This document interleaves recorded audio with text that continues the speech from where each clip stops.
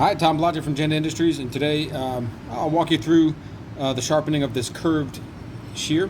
They're used for the dog groomers are using to create contours and just rounded sections of the dog's fur and hair.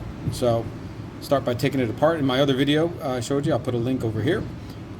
This tool is used to get into these small areas here. You can see the little spots there. It doesn't really fit a straight up screwdriver, so the tool matches. They have just different widths here, different gaps. Just get in there and it just twist and turn. Hopefully you can see that here. The hand's in the way, but there's really no other way. It's loosening. So it's pretty straightforward. And once you get to a certain point, you can just loosen it by hand. You use your fingers. So that comes across apart here. So here's the piece. This is what it looks like. And then on the other side, you'll see the sort of geared. It goes in there. There's a little indent over here, a little piece here that sticks up, and that creates this little like do do do do do do as you go, and that's what allows you to keep the tension in there. So okay, so that comes out. Definitely when you're taking scissors apart, you want to do it over something that can contain everything. That's why I use the tray here. So if something falls out, there's lots of small pieces that if you're not prepared to replace are definitely going to be lost. So you have your screws and the tensioners here. All right, so the scissors are apart. Now sharpening these is tricky. They're not straightforward because, well, they're not flat and they're reversed. So there's an inside and an outside. So on this scissor, this is the flat side here that you would sharpen flat, and then you have to do the curve on the up part. So the curve is here. So your angles, your bevel's going to be on this side, and then you would curve, do the flat sharpening this way, and you have to actually just kind of rock it to get that straight, to keep that consistent. Then you got to find a way to come around that curve and find that bevel. That's on this one face. The other face is the opposite. It actually curves down, not up. So the other one curves up, right? And this one curves down. So you have opposites. So the inside of this one curves downward. So you've got to figure out a way to, sharpen that flat somehow. It's going to be on a curved surface, obviously. And then when you're doing the bevel side, you have this outer radius as well. So it really does get a little tricky, and you need some technique. And I use rounded stones, and I guess we'll show you that now. So let's get to it. All right, so we're at the stone here. I've got 1,000 grit because I don't really need to do much coarser. This is the one where the inside here is curving up and away. So this is a lot easier to sharpen. Okay, so to do that, we are going to just rock the boat. So I'm flat here. Then as I sharpen, I'm just going to keep that straight as I can. And so there's a little wonkiness there you got to worry about. So I can be here and I'm flat. And then I'm just... So it's just a matter of just rocking it enough to stay straight. And you got to be careful not to, turn it in and create another bevel, because that's bad. I'm more concerned about the pivot, because if that's flat and tight, everything else will fall into place. So I'm just kind of rocking along as I go. So you just gotta follow the contour. And you can see maybe that I can see that I'm hitting the very edges. So I can see from the scratch pattern and the brightness that I've got a very, very thin line coming across. So I'm doing it. I'm hitting it. And again, I'm not trying to overdo it.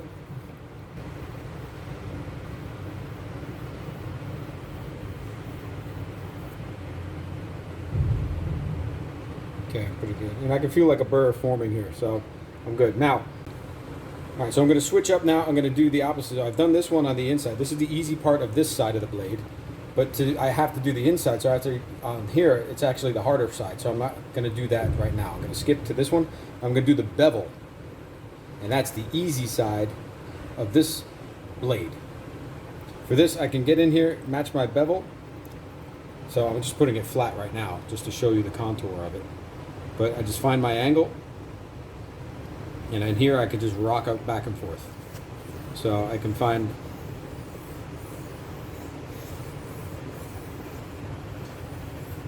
and I'm rolling the scissor up and down to get the contour. So, and it doesn't take a lot usually. The scissors just get kind of dull. They don't really break or chip. So I've got my angle. I'm making sure that there's going to be the correct angle. And what I do is I slowly convex it back out to make it nice. And then I'll buff it later to any scratches that are from the stones are looking different aesthetically. I'll come back and I'll buff that just to, you know, make everything match again and be shiny. There's just aesthetic to it. All right, so I've got a little burr here. So I've done the inside of this, the outside bevel of one side, and I've done the inside bevel of the other. So to do, I'm back to the first piece here, and I can do the inside ride line here. All right, that's no problem on this. But now if I'm gonna do the bevel, that creates a problem here because it's sort of in the way. So what I could do is use the side of the stone, try to work it in, maybe use the corner even. I could work the corner, because I can work the curvature in there, and it's just a very small amount, probably like a ½ an inch. I don't like that because of the sharp edges, so we're not going to do that. So what I've got is a different 1K stone. I've got a 1K chocolate bar, which is curved. You can see that. So I've got a radius top here that I can use to get in there. So for here, I'm just basically stropping it. So I can create my angle that I want and just pulling it across.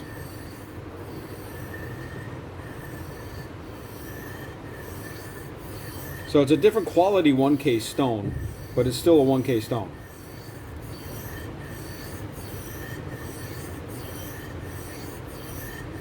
And this is just a matter of, you know, making sure you hit the right angle, follow the contour. Okay, and I can actually use the same stone to minimize that buildup.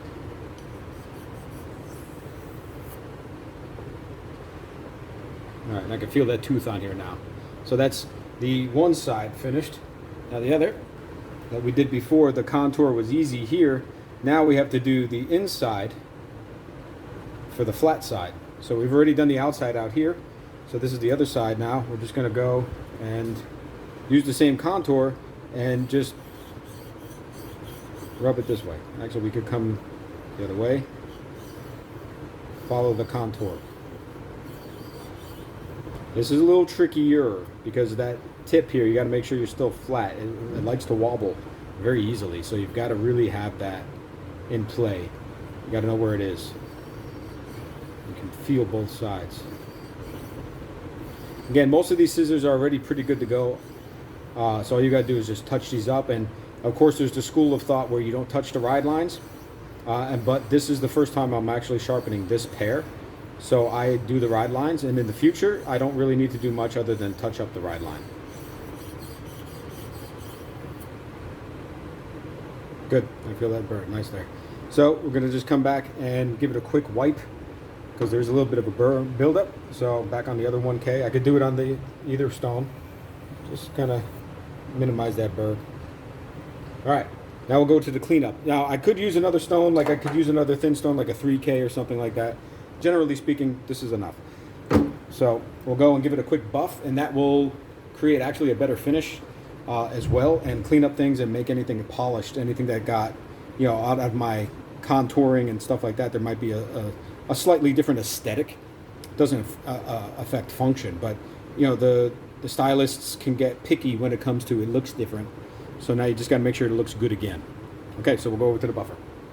All right, so I've got one of the scissors here, and this is the one where we did flat here. So I'm going to do, when I buff, I'm going to do the curvature, and I'm going to come in, get the edge, and then just roll it into to make the whole face just consistent.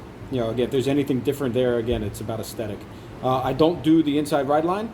However, sometimes if you do the ride line enough, it becomes sharp here.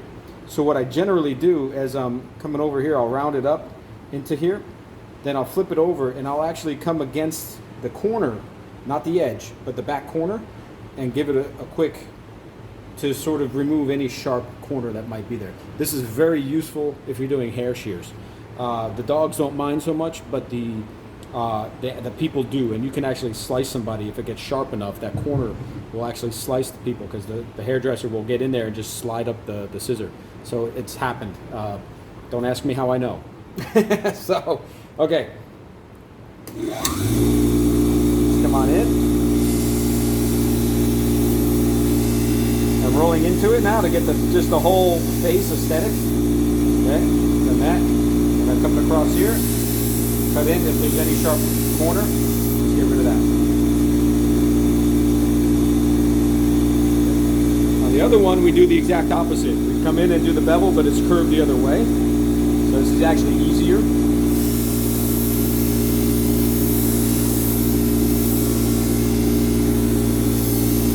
Okay, same thing here on the corner.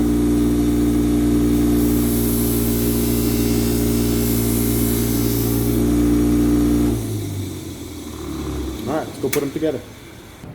You can see that everything now is shiny again. So anything that I've done is all consistent now. And it makes the scissor look new, keeps the stylist, again, they're big on aesthetic a lot of times. So it doesn't affect functionality. It's just a nice thing to do, I find. So, and you can feel that there's a nice tooth here. All right, so assembly. What I do is I like to give everything a little spritz of, I use the silicone, WD-40 silicone spray. I find that this is a little easier and actually creates a more slick surface than WD-40 does. And it's not as gummy as other oils, it's very thin. So, but whatever you use is fine for lubrication. So let's give it a spritz. You just wipe the blade down. I don't want to be over oily. Just to wipe the blade off and keep it lubricated, just enough. All right, and then I'll spray the parts as well. More importantly is get the screw, because that's where you need the lubrication more. All right, assembly. Okay, round hole gets the big plug. All right. That's a square bottom on that, so just line up the squares, fall into place, carefully put it back together. A little piece here with the nub sticking up. Then with these gear teeth, that goes down, facing down. And just give it a little tighten up.